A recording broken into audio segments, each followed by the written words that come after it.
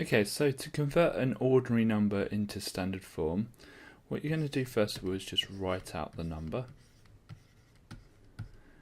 And you're going to figure out where the decimal point has to be to give us a number between 1 and 10, but not including 10. So let's try a few out. If I put the decimal point here, it's going to be 0.00341. Well, that's clearly less than 1.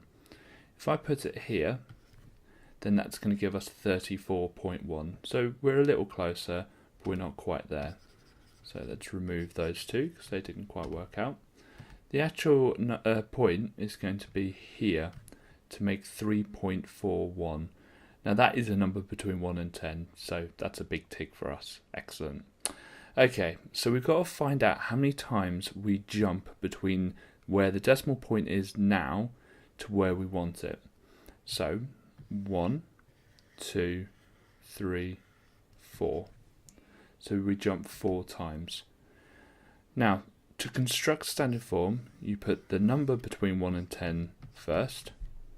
Then you just write times 10 to the power of. And in here goes the amount of jumps you needed. Okay.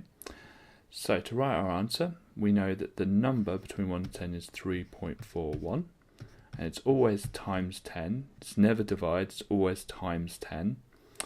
And we've got to figure out whether it's going to be a positive 4 or a negative 4.